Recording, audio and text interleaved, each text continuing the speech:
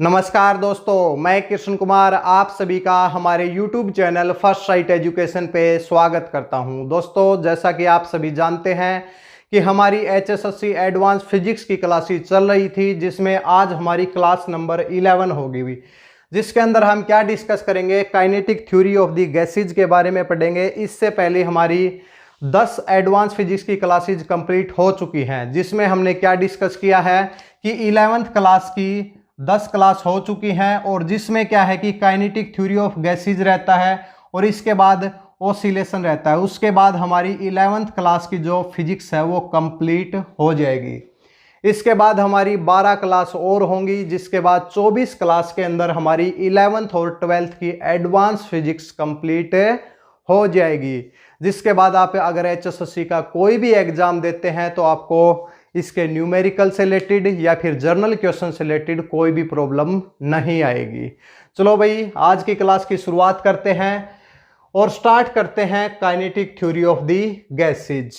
तो जो भी दोस्त नए आए हैं चैनल को सब्सक्राइब जरूर करें, इसके साथ में बेल आइकन भी प्रेस करें ताकि आपको जितनी भी हमारी भविष्य के अंदर क्लासेज होंगी उनकी नोटिफिकेशन टाइम टू टाइम पहुंच जाए।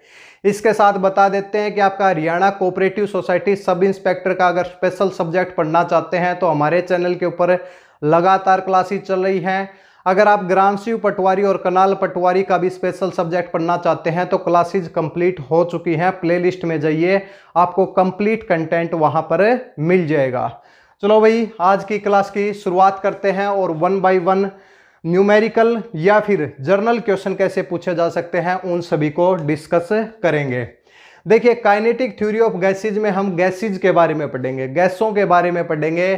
तो इसमें जो सबसे पहली जो टर्म हमारी आती है वो आती है आइडियल गैस। कौन सी टर्म होगी भाई? Ideal gas. तो आइडियल गैस क्या होती है भाई? तो आइडियल गैस की डेफिनेशन ये है कि वो गैस जो कि जितने भी गैस के लॉ हैं उनको ओबे करे भाई। यानी कि ideal gas is that gas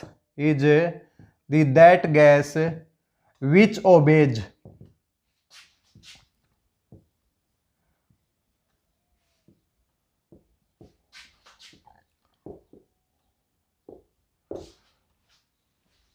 ideal gas is that gas which obeys the all the law of the gases. यानी कि जितने भी जो गैस के लॉ हैं उनको जो ओबे करती है वो कौन सी गैस होती है? वो आइडियल गैस होती है। तो गैस के लॉ कितने हैं भाई?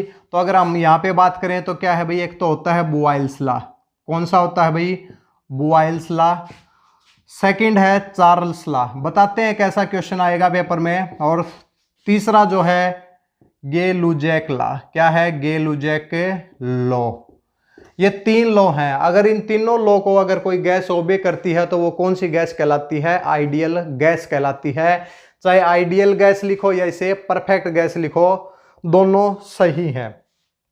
देखिए, बॉयल्स लॉ क्या है? पेपर में पूछा जाएगा कि बॉयल्स लॉ में क्या चीज कांस्टेंट रहती है। क्या है भाई? बॉयल्स लॉ में क्या कांस्टेंट रहता है? देखिए, हम 3 आपको पैरामीटर बताएंगे। देखिए, पीवीटी लिखेंगे। क्या लिखेंगे? पीवीटी। पी का मतलब क्या है? प्रेशर। वी का मतलब क्या है? वॉल्यूम। और टी का मतलब क्या है? टेम्परेचर। ये तीनों जो थर्मोडायनेमिकल जो पैरामीटर हैं आप इनको जरूर याद रखेंगे। प्रेशर, वॉल्यूम और टेम्परेचर भाई। ठीक है। अब इनके बीच में रिलेशन निकालते हैं कि अलग अलग लॉ के अकॉर्डिंग कौन कौन से इनके अंदर रिलेशन एग्जिस्ट करते हैं भाई।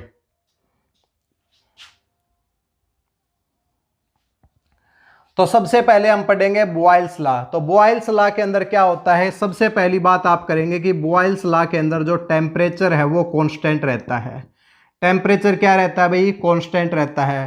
पेपर में पूछा जाए कि इनमें से कौन सा लॉ है जिसके अंदर टेम्परेचर कांस्टेंट रहता है, और ऑप्शन के अंदर मिलेगा आपको बॉयल्स लॉ, चार्ल्स लॉ या फिर गे-लुजैक लॉ या फिर grams law of the diffusion या फिर नन ऑफ द अबव। कुछ भी ऑप्शन आपका आ सकता है। इसलिए बॉयल्स लॉ के अंदर क्या होता है? टेम्परेचर आपका क्या रहता है? कांस्टेंट रहता है। एक बार चेक कर लेते हैं, कोई टेक्निकल प्रॉब्लम? सही है, ठीक है। बॉयल्स लॉ में क्या रहता है? टेम्परेचर आपका कांस्टेंट रहता है। तो फिर रिलेशन क्या है भाई? यानी कि टेम्परेचर तो आपका कांस्टेंट है। अब प्रेशर और वॉल्यूम के बीच में रिलेशन क्या है? तो आप क्या कहेंगे, pressure is inversely proportional to volume. Pressure is inversely proportional to volume, यानी कि जैसे जैसे आपका वॉल्यूम बढ़ेगा प्रेशर क्या हो जाएगा, कम हो जाएगा। अगर आप किसी का प्रेशर बढ़ाते हैं, देखिए अगर आपके पास कोई गैस है, कोई एक आपके पास वेसल है, उसके अंदर गैस है, अगर आप उसके ऊपर प्रेशर लगाते हैं, प्रेशर बढ़ाते हैं, तो जो गैस के जो मॉलिक्यूल हैं वो पास पास आ जाते हैं, यानी कि उनका वॉल्यूम क्या हो जाता है, कम हो जाता है, और टेम्परेचर क्या रहता है, कांस्टेंट रहता है। तो देखिए pressure is inversely proportional to क्या है, वॉल्यूम। तो ये कौन सा लॉ है भाई, बॉयल्स लॉ है। अगर इसको सोल्व करते हैं तो हमेशा एक डायरेक्टली प्रोपोर्शनल को हटाने के लिए हमेशा एक कांस्टेंट यूज करते हैं, के यूज कर लिया भाई हमने, और यहां से सोल्व करेंगे तो पीवी की वैल्यू कितनी आ जाएगी, के आ जाएगा।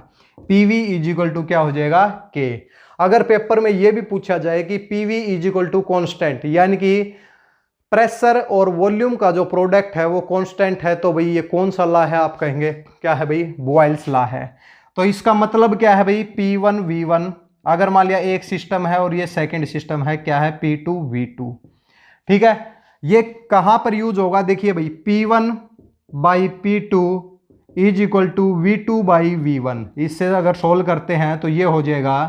तो आपको एग्जाम में ही ऐसा न्यूमेरिकल देखने को मिल सकता है कि अगर आपके पास एक वेसल है, उसकी आपको इनिशियल वॉल्यूम दे रखी है, मान लिया 100 मीटर क्यूब है भाई, 100 सेंटीमीटर क्यूब उसकी क्या है, वॉल्यूम है, और फिर फाइनल वॉल्यूम दे दी जाती है, कितनी दे दी जाती है, 200 सेंटीमीटर क्यूब।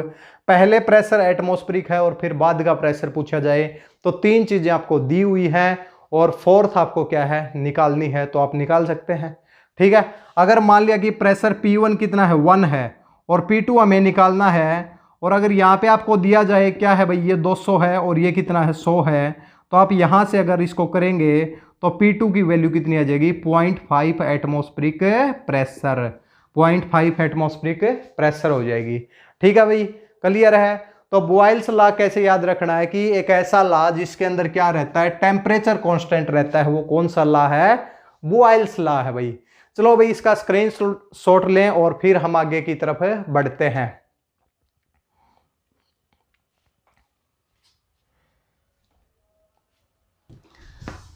इसके बाद सेकंड लॉ डिस्कस करते हैं। देखिए चार्ल्स लॉ, चार्ल्स लॉ क्या होता है, बॉयल्स लॉ से अब एग्जाम में कोई क्वेश्चन आता है तो गलत नहीं होना चाहिए भाई।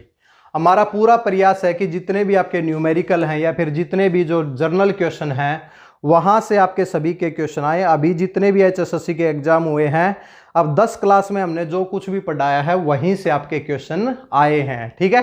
तो इसमें आप टेंशन ना लें।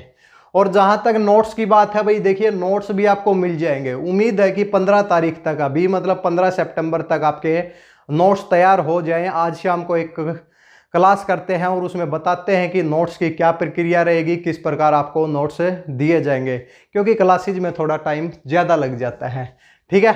इसके बाद भाई हम लिखते हैं भाई चार्ल्स लॉ। क्या है, चार्ल्स लॉ।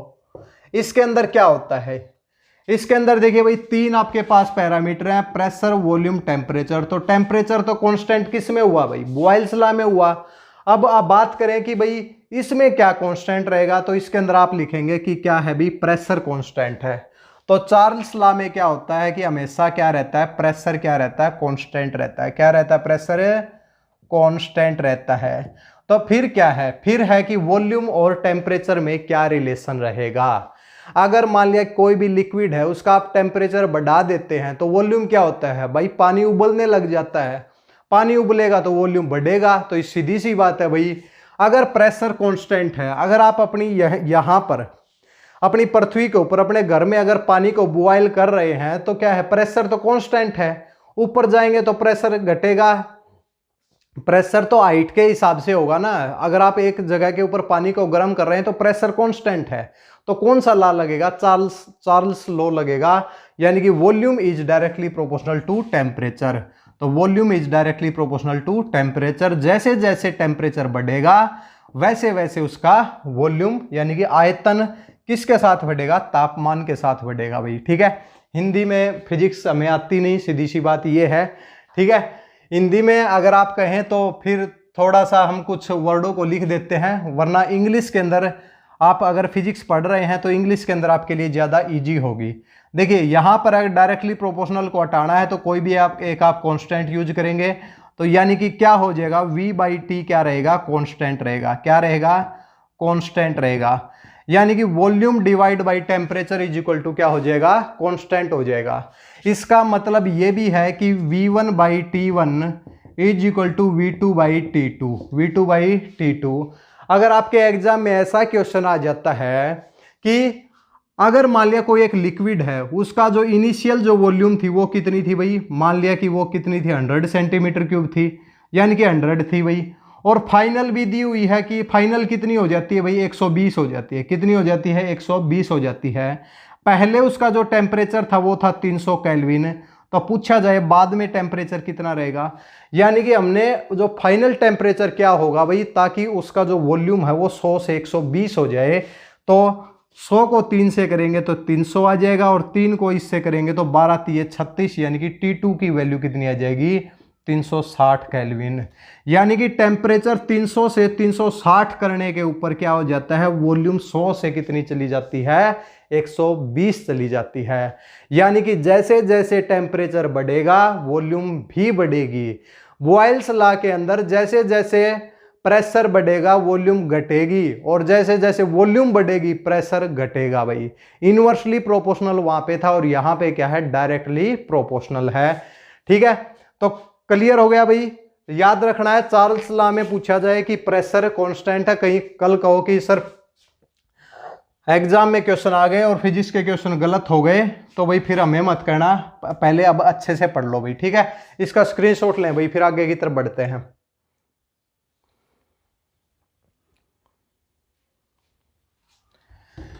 इसके बाद एक और रहता है भाई, मान लिया कि भाई देखो पहले एग्जाम्पल दे देते हैं, बाद में कहेंगे कि सर समझ में आया नहीं। देखिए पहले क्या है कि गर्मियों के टाइम पे, यानी कि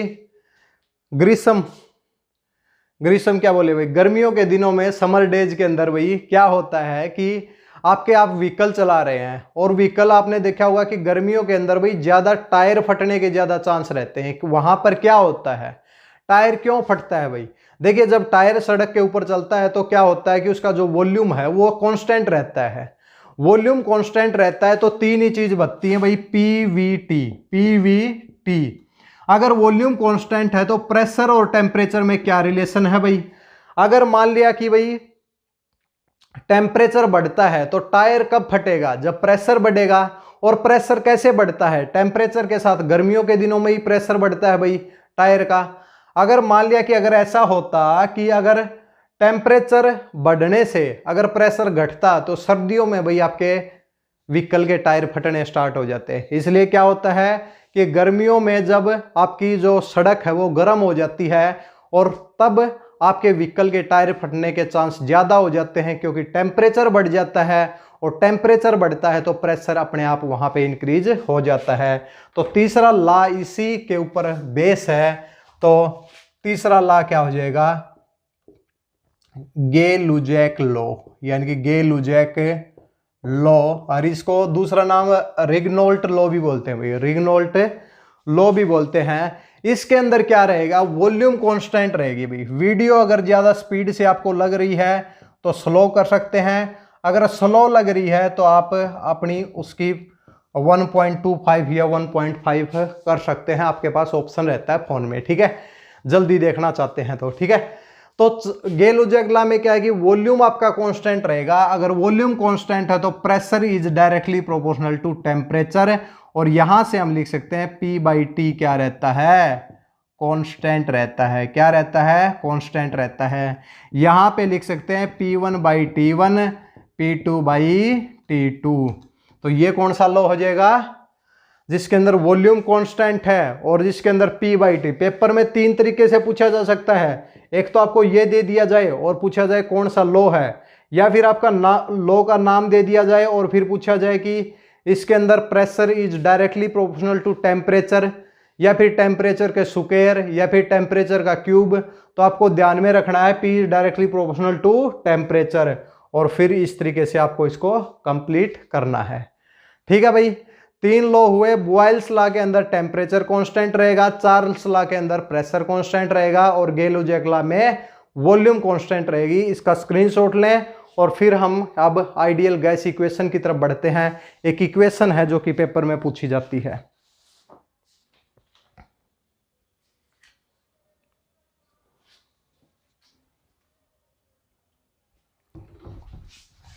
देखिए, इसके बाद एक परफेक्ट गैस इक्वेशन होता है, बिल्कुल ध्यान में रख लेना भाई। इस इक्वेशन को पेपर में आपको डायरेक्ट मिल सकती है, परफेक्ट गैस इक्वेशन। देखिए, फिजिक्स के आजकल जो क्वेश्चन है वो जर्नल क्वेश्चन भी पूछे जाने लगे, न्यूमेरिकल नहीं है। देखिए, ग्रामसी का पेपर हुआ, उसके अंदर भी 2 क्वेश्चन आपके जर्नल पूछे गए, 2 आपके न्यूमेरिकल पूछे गए। अभी जो पेपर हुए हैं उसके अंदर तो जो अब हरियाणा पुलिस का जो पेपर हुआ है, अभी हरियाणा पुलिस का जो पेपर हुआ था उसके अंदर तो बिल्कुल इजी से इजी फिजिक्स आई है, यानी कि 10th लेवल बोल सकते हैं भाई, ठीक है। लेकिन अब जो सब इंस्पेक्टर का एग्जाम होगा तो उसके अंदर एक अच्छा खासा लेवल हमें देखने को मिल सकता है। HSSC का कुछ पता नहीं कि एग्जाम वाइज ग्रुप डी के एग्जाम में तो हाई लेवल के क्वेश्चन पूछ सकता है और फिर SI के एग्जाम में क्या पता लो लेवल पूछ ले, क्योंकि ये सब कहीं पे भी डिफाइन नहीं किया गया है। देखिए, परफेक्ट गैस इक्वेशन क्या है? परफेक्ट गैस इक्वेशन एक ऐसी इक्वेशन है जो कि रिलेट करती है किसको भाई? प्रेशर को। किसको करती है? प्रेशर को, वॉल्यूम को, टेम्परेचर को और गैस कांस्टेंट को और नंबर ऑफ मोल्स को भाई, नंबर ऑफ मोल्स को। इन सब पैरामीटर को मिला के एक इक्वेशन बनाई गई है, वो क्या है भाई? परफेक्ट गैस इक्वेशन, और जिसको क्या लिखते हैं? PV = nRT। PV = nRT भाई, ठीक है। ये क्या है? परफेक्ट गैस इक्वेशन है। इसके अंदर P क्या है? प्रेशर है, V क्या है? वॉल्यूम है, N क्या है? नंबर ऑफ मोल्स है भाई। नोट्स भाई आपको प्रोवाइड करेंगे, टेंशन मत लो, ठीक है। Number of moles. R क्या है? गैस कांस्टेंट है। क्या है भाई? गैस कांस्टेंट है। और T क्या है? T टेम्परेचर है भाई। T क्या है? टेम्परेचर है।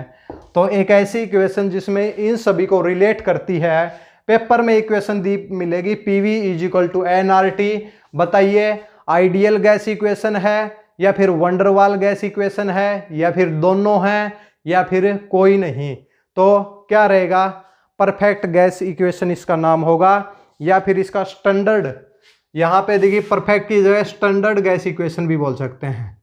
क्या लिख सकते हैं? Standard gas equation. तो ये आप नोट करेंगे।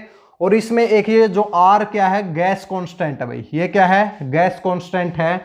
इसकी वैल्यू पेपर में पूछ ली जाएगी, R की वैल्यू क्या होगी? आप क्या बताएंगे?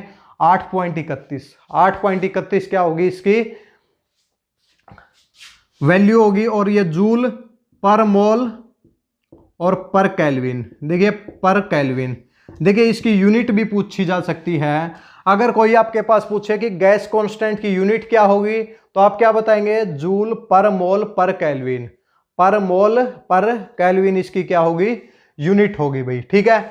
अगर इसको अगर उस तरीके से पूछा जाए, कैलोरीज में पूछा जाए, तो 1.98 कैलोरीज। कैलोरीज में पूछे तो 1.98 पर मोल पर केल्विन आ जाएगा भाई, ठीक है। इसको एज इट इज जैसे आपको कराई है उसी तरीके से आप नोट कर लीजिए, स्क्रीनशॉट ले लीजिए। फिर हम आगे की तरफ बढ़ते हैं और देखते हैं कुछ और आपको कराते हैं भाई, ठीक है।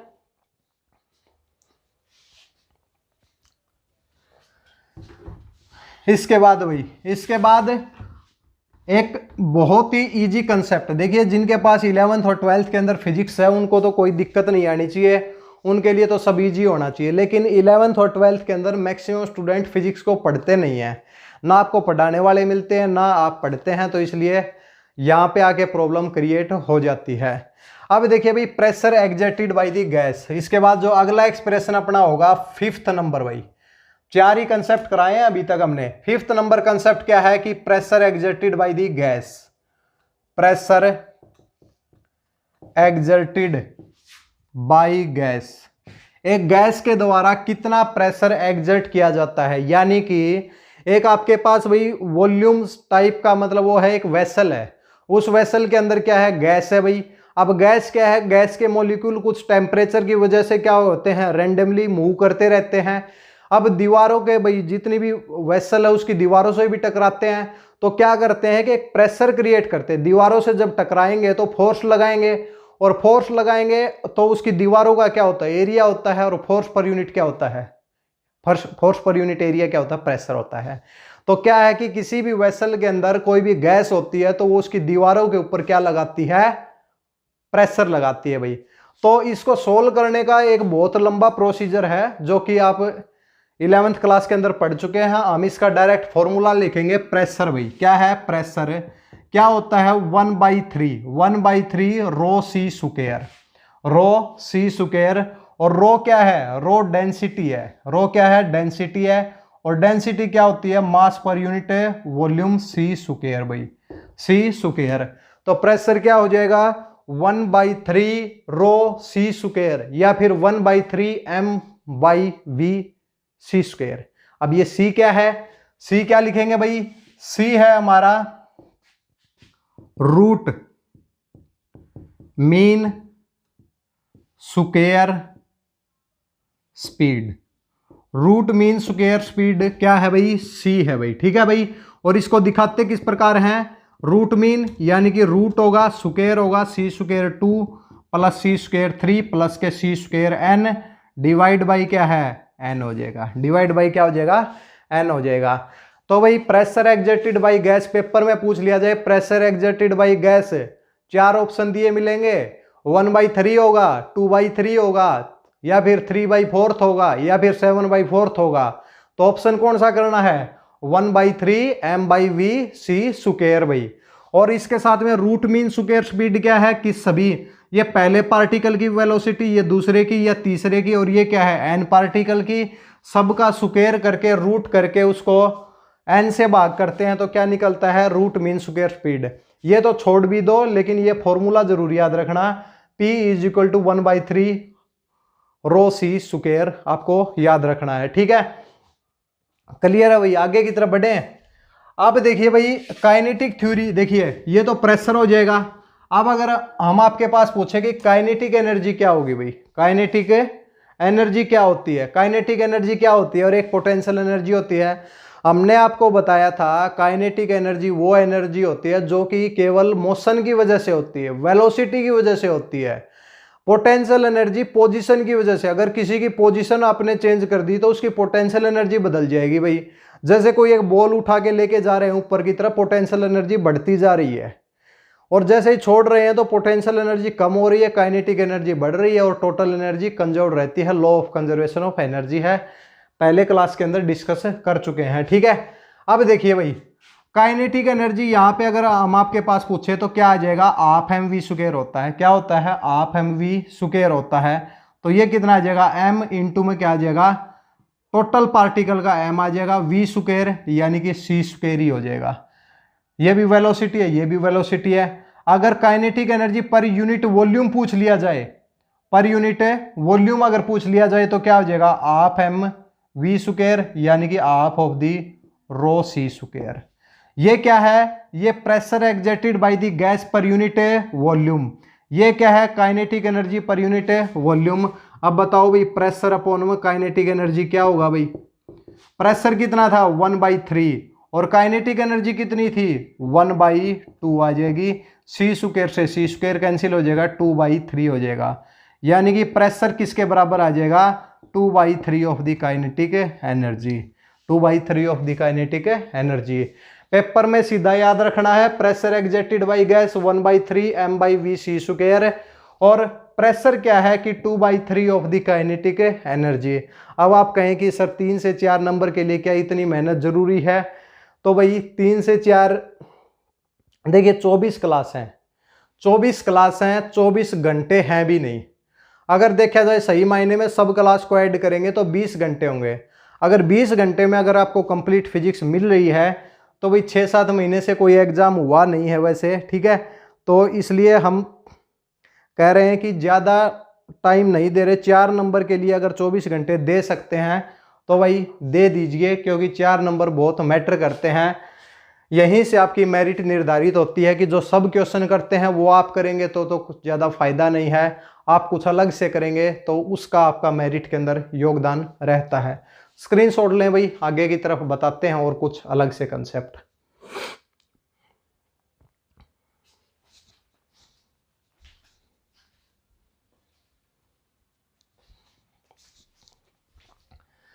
इसके बाद वही टेम्परेचर के ऊपर अगर पूछा जाए एग्जाम में कि रूट मीन स्क्वायर स्पीड, यानी कि root mean square speed temperature के ऊपर किस प्रकार डिपेंड करती है भाई, टेम्परेचर के ऊपर किस प्रकार डिपेंड करती है, तो ज़्यादा ना घुमाते हुए हम आपको डायरेक्ट बताएंगे इसका फॉर्मूला कि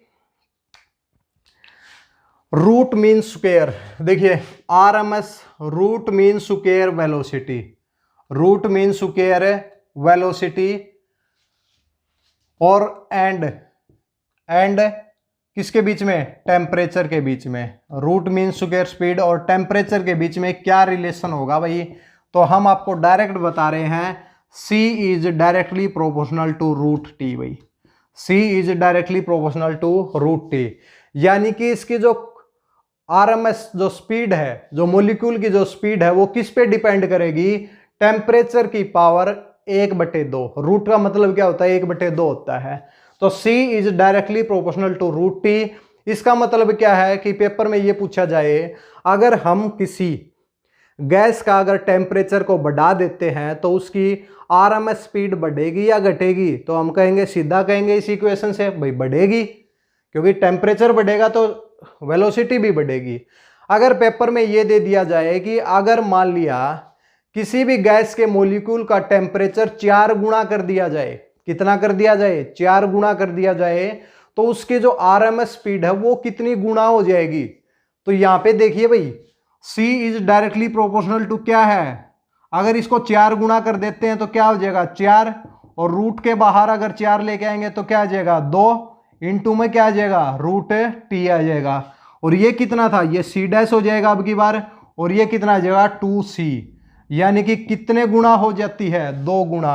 अगर टेम्परेचर 4 गुना करते हैं तो वेलोसिटी आरएमएस स्पीड जो है वो कितनी हो जाएगी, वो 2 गुना हो जाएगी।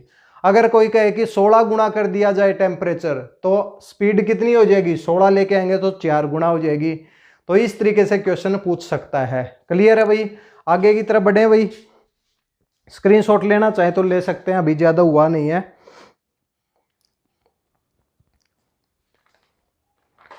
इसके बाद आता है भाई एब्सोल्यूट जीरो। अगर मान लिया कि पेपर में ये पूछ लिया जाए कि एब्सोल्यूट जीरो टेम्परेचर क्या होता है, लिखिए भाई पहले तो यहां पे हम लिख रहे हैं कि एब्सोल्यूट जीरो क्या होता है, तो absolute zero is that temperature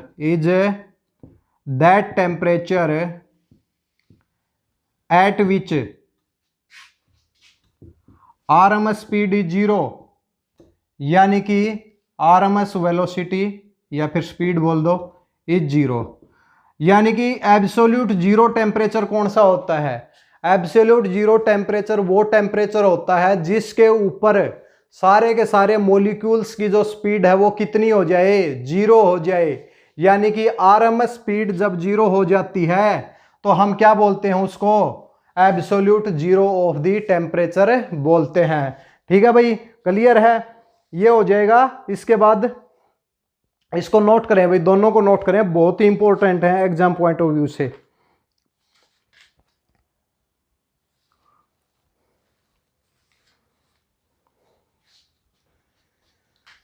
इसके बाद 2 लॉ और कराते हैं भाई, उसके बाद आगे की तरफ बढ़ेंगे, फिर डिग्री ऑफ फ्रीडम के ऊपर आएंगे। ज्यादा बड़ा चैप्टर है नहीं भाई, ये 45 मिनट के अंदर कवर हो जाएगा। देखिए साथ साथ में ये इंफॉर्मेशन भी रखिए कि जो आपकी सोसाइटी की क्लासेज हैं, Haryana cooperative society sub inspector की जो 433 भर्तियां हैं उनके लिए स्पेशल सब्जेक्ट की क्लासेज चैनल के ऊपर लगातार चल रही हैं। इसके अलावा ग्राम शिव पटवारी, कनाल पटवारी के कॉमन एग्जाम की भी तैयारी की क्लासेज लगभग कंप्लीट हो चुकी हैं, प्लेलिस्ट में जाइए। ऐसा सब्जेक्ट पढ़ा रहे हैं जो कहीं पर नहीं मिलेगा, और रटा रटाया सिलेबस कहीं पे भी आपको नहीं पढ़ाया जा रहा। फिजिक्स भी पहली बार पढ़ाई जा रही है, सोसाइटी भी पहली बार है, और ग्राम शिवा भी पहली बार है। ठीक है, कोई बुक लेके हरियाणा जी के हम भी पढ़ा सकते हैं कि भाई ये राजा है, लेकिन वो पढ़ाने में ज़्यादा मज़ा नहीं आता। कुछ नया पढ़ने में है कि जहाँ पर आपकी मेरिट के पास आप पहुँचे, क्योंकि वो सब तो आप कोई भी एक नॉर्मल बुक लेके पढ़ सकते हैं, वो सब आपको पहले से आता है। ठीक है, इसके बाद भाई एक लॉ बता रहे हैं भाई, grams law of diffusion, the grams law of the diffusion, ये क्या होता है भाई? देखिए grams law of the diffusion rate of diffusion है। यानी कि आप सीधा एग्जांपल ले, अगरबत्ती का एग्जांपल ले लेते हैं भाई। जैसे ही आप उसको जलाते हैं पूरे कमरे में सुगंध हो जाती है, तो क्या है? Rate of diffusion. यानी कि जो भी सुगंध है वो क्या हो रही है? डिफ्यूज हो रही है भाई, एक जगह से दूसरी जगह के ऊपर जा रही है। अब वो किस पर डिपेंड करेगा भाई? रेट ऑफ डिफ्यूजन किसके ऊपर डिपेंड करता है? तो ग्राम्स लॉ ऑफ डिफ्यूजन में कहा गया है कि अगर कोई भी गैस डिफ्यूज होती है, उसकी रेट ऑफ डिफ्यूजन है वो इनवर्सली प्रोपोर्शनल टू डेंसिटी भाई, inversely proportional to their density. अगर किसी गैस की डेंसिटी ज्यादा है, अगर किसी गैस की डेंसिटी ज्यादा है, उसका डिफ्यूजन कम होगा, और किसी की डेंसिटी अगर कम है तो उसका डिफ्यूजन क्या होगा? ज्यादा होगा। R is inversely proportional to root of rho हो जाएगा भाई, रूट ऑफ रो हो जाएगा। ये हो जाएगा grams law of the diffusion भाई, ठीक है। और अगर दो रेट के ऊपर बात करें तो R1 बाई R2 हो जाएगा, और अगर इसको सोल्व करेंगे तो ये ऊपर चला जाएगा √2, और ये कहना है 𝜌1 आ जाएगा। किसी भी तरीके से आप कर सकते हैं। मान लिया कि दो गैस है भाई, एक गैस की जो डिफ्यूजन की जो गति है मान लिया वो 5 है भाई, और सेकंड की जो डिफ्यूजन की है गति है वो हमें पता नहीं भाई, और डेंसिटी दे रखी है भाई, डेंसिटी दे रखी है। अगर डेंसिटी इसकी कितनी है भाई? इसकी मान लिया कि डेंसिटी है 2.5 भाई, इसकी क्या है? 2.5 है। इसकी ज़्यादा है, इसकी क्या है? कम है, मान लिया 1.5 है। तो इसकी R2 की वैल्यू हमें निकालनी है, तो 5 दिए 15, 5 5 25, √3/5 आ जाएगा भाई। और इसको 5 से मल्टीप्लाई कर लो भाई, जो भी निकल के आएगा वो आपका आंसर हो जाएगा। अब कहेंगे कि √5 की वैल्यू तो दी मिलेगी भाई, √5 की वैल्यू दी मिलेगी आपको, ठीक है। इसके बाद एवोगैड्रो लॉ भी हो चुका है। अच्छा भाई, एक एवोगैड्रो लॉ है,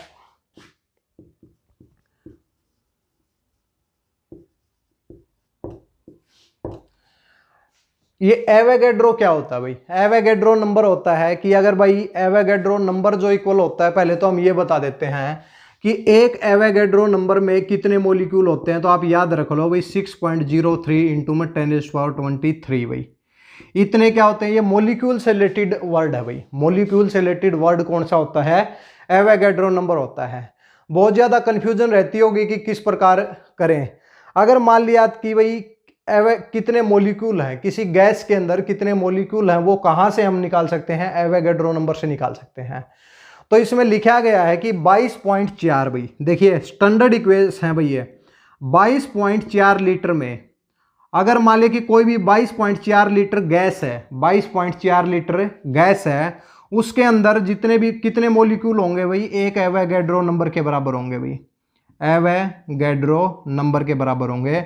यानी कि 6.023 इंटू में 10⁻23, यानी कि 22.4 लीटर गैस के अंदर कितने मॉलिक्यूल होते हैं? 6.023 इंटू में 10⁻23। उम्मीद करते हैं कि ये कंसेप्ट आपने अपने 11th और 12th के में या फिर आगे भी जितनी क्लासेस पढ़ी हैं, किसी भी टीचर ने आपको ये चीज़ें अच्छे से नहीं बताई होगी। डायरेक्ट लिखा होगा कि इतने मॉलिक्यूल होते हैं, ये इसके इक्वल होते हैं। हम आपको बता रहे हैं कमरे में 22.4 लीटर गैस है, उसके अंदर कितने मॉलिक्यूल होंगे? 6.023 इंटू में 10⁻23 भाई। अगर कोई पूछे कि भाई मॉलिक्यूल ही निकालने हैं, नंबर ऑफ एटम निकालने हैं, अगर मान लिया कि कोई कहे कि भाई ग्राम के हिसाब से बताओ भाई, ग्राम के हिसाब से बताएं, तो अगर हम ये कहें कि ऑक्सीजन क्या होता है भाई? ऑक्सीजन 8 होता है, और ये कितना? 16 होता है। 8 इसके अंदर क्या होते हैं? नंबर ऑफ प्रोटॉन होते हैं, और 16 क्या है? इसका मास नंबर होता है। तो एवोगैड्रो नंबर हमेशा क्या होता है कि उसके मोलिकुलर मास के इक्वल होता है भाई। किसके इक्वल होता है? उसके मोलिकुलर मास के इक्वल होता है। तो हम यहाँ पर ये लिखते हैं कि 16 ग्राम में क्या है? 16 ग्राम में कितने मोलिक्यूल होते हैं? एक एवोगैड्रो नंबर, यानी कि 6.023 गुणा में 10⁻23।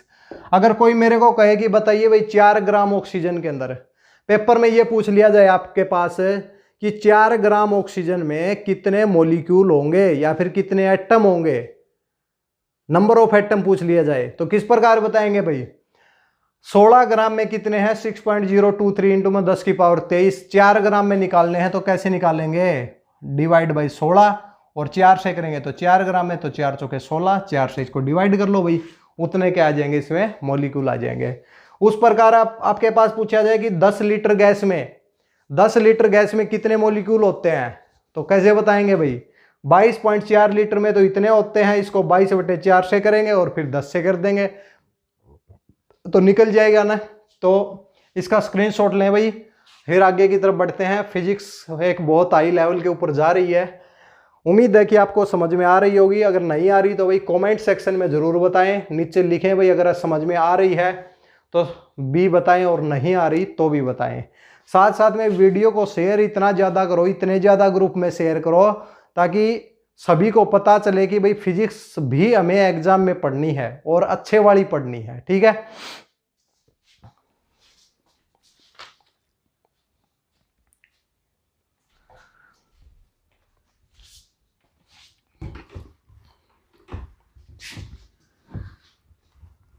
इसके बाद हम 3 टर्म और पढ़ेंगे भाई।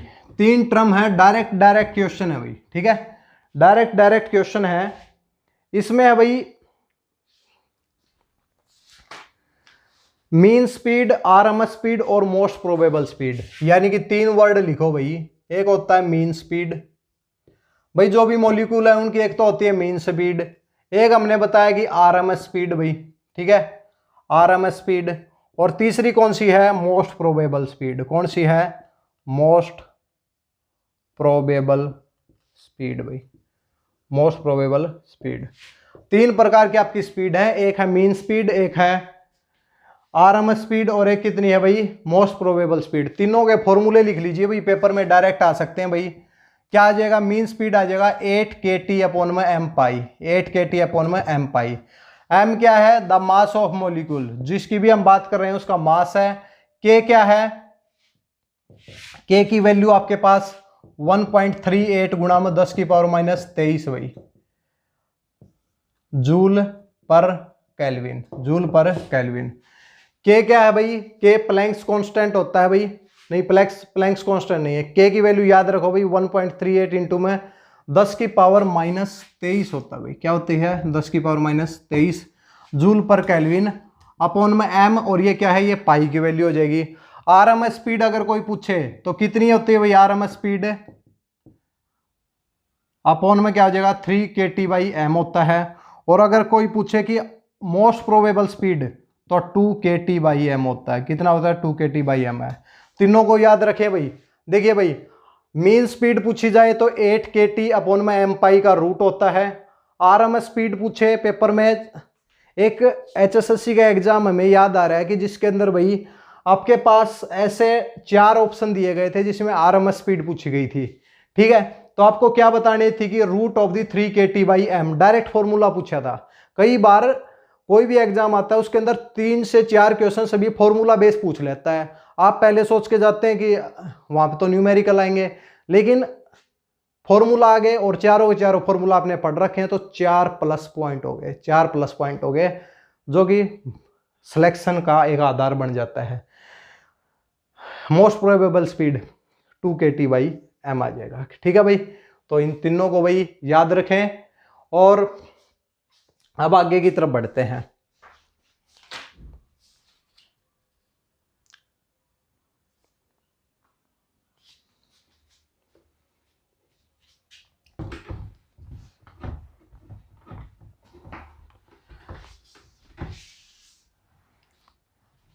अब भाई एक नया टॉपिक स्टार्ट कर रहे हैं, अभी ये कंप्लीट हुआ भाई। अब यहाँ पे एक होता है डिग्री ऑफ फ्रीडम। क्या होता है, degree of freedom, degree of freedom. Freedoms का मतलब होता है स्वतंत्रता भाई। यानी कि इसमें कहा गया है कि अगर एक मॉलिक्यूल को अगर फ्री छोड़ दिया जाए, एक मॉलिक्यूल को अगर फ्री छोड़ दिया जाए तो वो कितनी डायरेक्शन में जा सकता है भाई। अगर मान लीजिए कि मोनो एटॉमिक गैस है भाई, क्या है, मोनो एटॉमिक गैस है, मान लीजिए एक मॉलिक्यूल है, कितनी डायरेक्शन में जा सकता है भाई। देखिए जाना चाहे तो एक डायरेक्शन एक्स एक्सिस है, एक क्या है वाई एक्सिस है, और एक क्या है जेड एक्सिस है भाई। तो एक जो मॉलिक्यूल है वो कितने डायरेक्शन में जा सकता है, 3 डायरेक्शन में जा सकता है भाई। कितने डायरेक्शन में जा सकता है, 3 डायरेक्शन में जा सकता है, ठीक है। तो इसके number of degree of freedom कितने हो जाते हैं भाई, इसके number of degree of freedom कितने हो जाते हैं, 3 हो जाते हैं। कितने हो जाते हैं, 3 हो जाते हैं। इसके बाद में एक बार बताते हैं भाई आपको।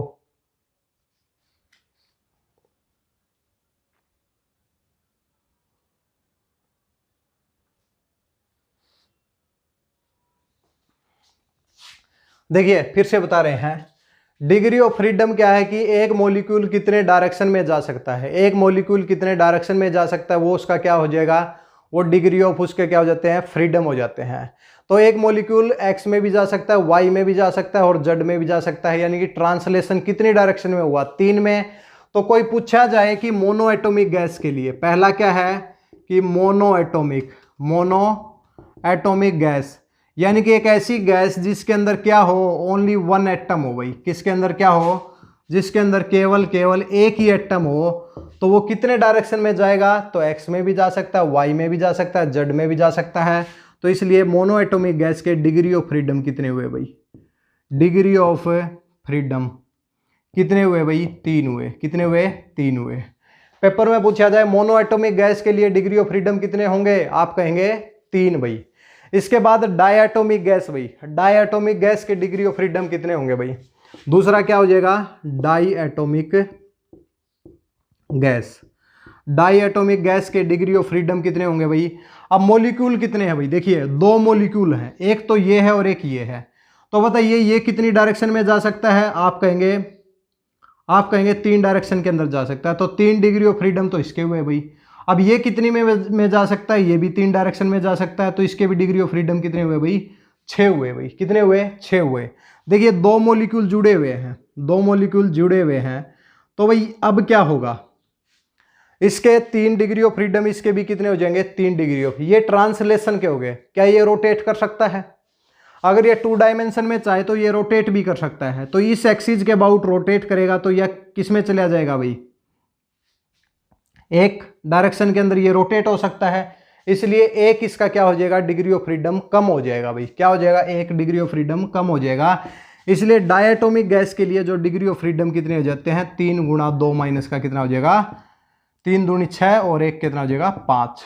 अब इसका यहां से एक फॉर्मूला बनाने की जरूरत है, फॉर्मूला बनाने की जरूरत है। और फॉर्मूला क्या होगा, n is equal to 3a minus का r, 3a माइनस का क्या आ जाएगा, r हो जाएगा। देखिए a क्या है, नंबर ऑफ मॉलिक्यूल, तो कितने मॉलिक्यूल हैं भाई, यहाँ पे 2 हैं, 3 दूनी 6, और r क्या है, नंबर ऑफ इंडिपेंडेंट रिलेशन भाई, नंबर ऑफ इंडिपेंडेंट रिलेशन, ठीक है, इंडिपेंडेंट रिलेशन। तो ये क्या है, इसमें कितनी इंडिपेंडेंट रिलेशन है, 1 है, यानी कि इसका रोटेशन इस एक्सिस के अबाउट नहीं हो सकता भाई, क्योंकि 2 मॉलिक्यूल आपस में जुड़े हुए हैं, तो इस एक्सिस के अबाउट तो इसका रोटेशन हो ही नहीं सकता। तो इसलिए इंडिपेंडेंट रिलेशन कितनी हो जाती है, 1 हो जाती है।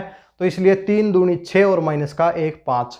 आप ज्यादा टेंशन मत लो, मोनोएटोमिक के लिए 3 है, डायटोमिक के लिए कितने हैं, 5 है। तीसरा आ जाओ भी ट्राई एटोमिक के लिए, ट्राई एटोमिक गैसेज के लिए यहां पे कितने डिग्री ऑफ फ्रीडम होने चाहिए बताओ भाई। 3 एटम आ गए भाई अब की बार, 1 2 और 3, ठीक है, 1 2 3, ये ऐसे जुड़े हुए हैं भाई, ये ऐसे जुड़े हुए हैं। तो इसके कितने डिग्री ऑफ फ्रीडम हुए भी, ट्रांसलेशन के 3, इसके कितने हुए 3, और इसके भी कितने हुए 3। इंडिपेंडेंट रिलेशन कितनी है, इसके अबाउट रोटेशन हो सकता है, नहीं हो सकता, इसके अबाउट हो सकता है, नहीं हो सकता। तो इसलिए नंबर ऑफ इंडिपेंडेंट रिलेशन कितने आ गए, एक ये हुआ, एक ये हुआ, 2 हो गए भाई। तो इसका number of degree of freedom कितना आ जाएगा, 3 तिया 9 माइनस का 2 कितना आ जाएगा, 7।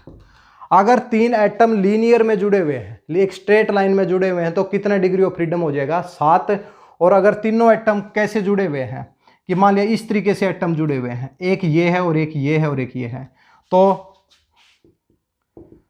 3 तिया 9, एक इंडिपेंडेंट रिलेशन, 2 इंडिपेंडेंट रिलेशन, 3, तो माइनस कितनी 3, तो कितना आ जाएगा 6। अगर मान लिया कि लीनियर मॉलिक्यूल जुड़े हुए हैं तो डिग्री ऑफ फ्रीडम 7 भाई, और नॉन लीनियर है, एक लाइन में नहीं है, तो number of degree of freedom कितने हो जाएंगे, 6। रिवीजन बता देते हैं, मोनोएटोमिक के लिए 3, डायटोमिक के लिए 5, और ट्राई एटोमिक में अगर लीनियर में है तो 7, और अगर नॉन लीनियर में है तो 6 हो जाएंगे। जल्दी से स्क्रीनशॉट लें भाई, आगे की तरफ बढ़ते हैं।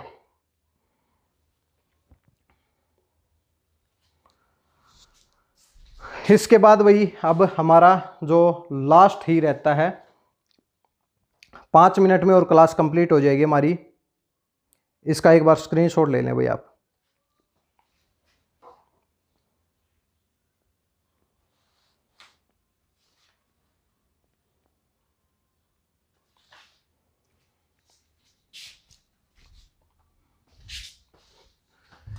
इसके बाद भाई एक गामा होता है, गामा होता है, तो वो गामा आपको बताना है भाई, ठीक है। मोनो एटॉमिक, डायटोमिक और ट्राई एटॉमिक के लिए गामा की वैल्यू क्या होती है, तो ये आप लोग हमें बता सकते हैं। तो हम आपके लिए डायरेक्ट यहाँ पे लिख देते हैं कि अगर आपकी मोनो एटॉमिक गैस हुई तो गामा क्या होता है, the ratio of the specific heat at constant pressure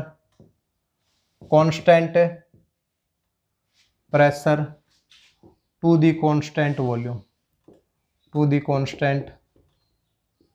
volume भाई, ठीक है।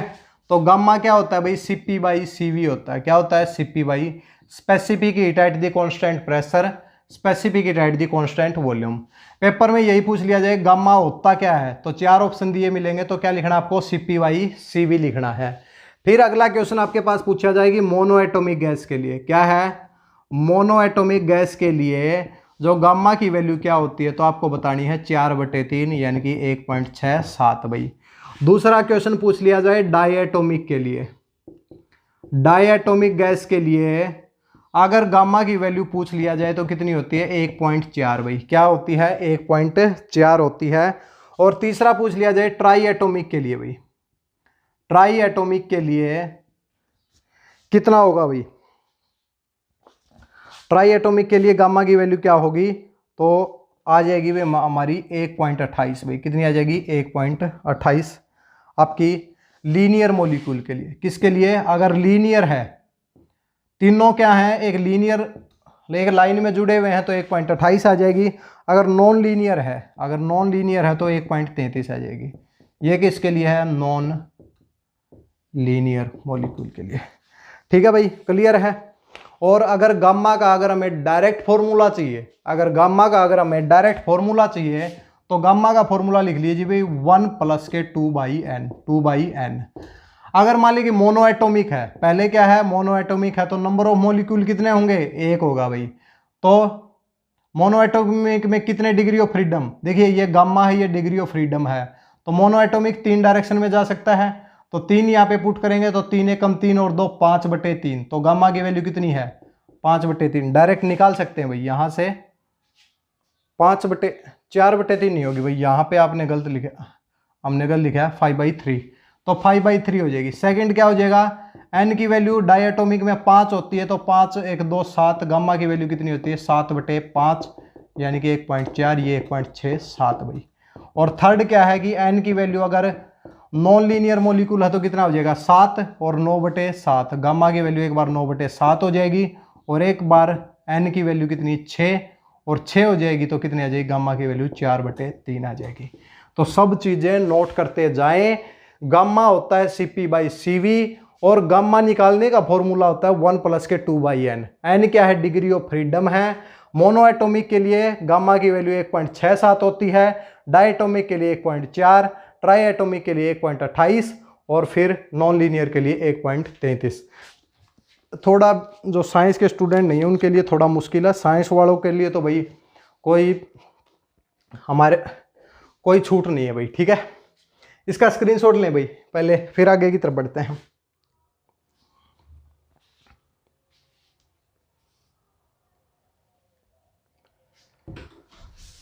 ठीक है भाई, इसके बाद भाई एक होता है law of equipartition of energy. Law of equipartition of energy एक लॉ है, डायरेक्ट आपको याद रखना है कि भाई एनर्जी किस प्रकार डिस्ट्रीब्यूट होती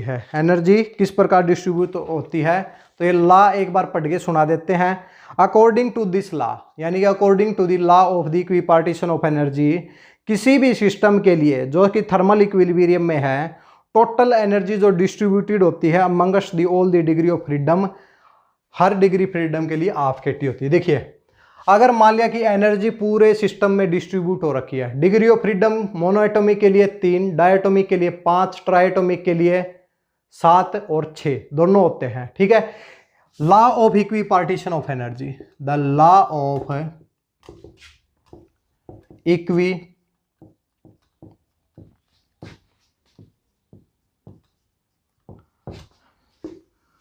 law of equipartition of energy. इस लॉ के अकॉर्डिंग हर एक डिग्री ऑफ फ्रीडम के लिए एनर्जी दे रखी है भाई। एक डिग्री ऑफ फ्रीडम के लिए क्या होता है कि अगर एन की वैल्यू 1 है तो उसके लिए कितनी एनर्जी होगी, हाफ KT होगी। क्या होगी, हाफ KT हो जाएगी। क्या नाम है, ठीक है। के की वैल्यू क्या है भाई, के की वैल्यू कोई कांस्टेंट है 1.38 गुणा में 10⁻⁻23 जूल पर केल्विन है। तो याद रखें भाई, equi law of equipartition of energy paper में पूछा जाएगा कि according to the law of equipartition of energy एक डिग्री ऑफ फ्रीडम के लिए एनर्जी क्या होती है, वहां पे मिलेगा हाफ KT, वहां पे मिलेगा 2 KT, वहां पे मिलेगा 3 KT, 4 KT। क्या बताना है, हाफ KT होता है। कितना होता है, हाफ KT है।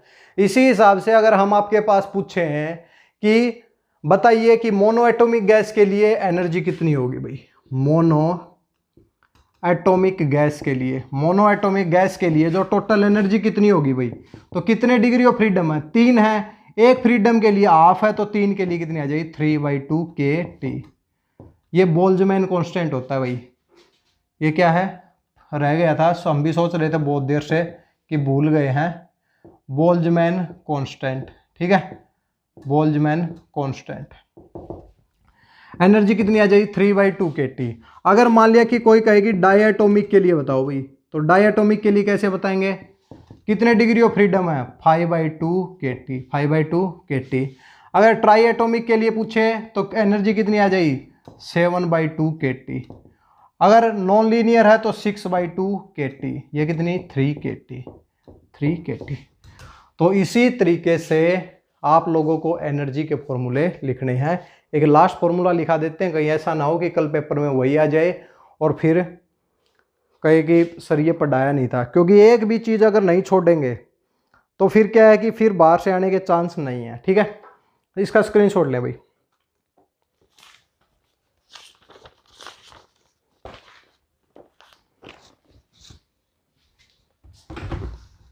इसके बाद है फ्री पाथ, यानी कि कोई भी दो कोलिजन के बीच में जब मॉलिक्यूल टकराते हैं तो कोई भी दो कोलिजन के बीच में जो दूरी तय की जाती है उसको क्या बोलते हैं, मीन फ्री पाथ। क्या बोलते हैं, मीन फ्री पाथ भाई, ठीक है। मीन फ्री पाथ जिसको दिखाते हैं लैम्डा से भाई। और लैम्डा की वैल्यू क्या होती है भाई, लैम्डा की वैल्यू आपकी होती है KT अपॉन में root pi sigma square P, या फिर इसको लिख सकते हैं 1/√2 पाई सिग्मा स्क्वायर N भाई। सिग्मा स्क्वायर N होता है। इसमें भाई देखिए, दो पार्टिकल के बीच में जो कोलिजन होते हैं उनके बीच में मीन फ्री पाथ होता है, जो डिस्टेंस कवर की जाती है। K क्या है, बोल्ट्जमैन कांस्टेंट, T क्या है, टेम्परेचर है, √2 पाई क्या है, डायमीटर ऑफ मॉलिक्यूल है, जो मॉलिक्यूल मूव कर रहा है उसका क्या है, डायमीटर है, और P क्या है, प्रेशर है। ये क्या है, नंबर डेंसिटी है, ये क्या है, क्रॉस सेक्शन है, ये क्या है, पाई है।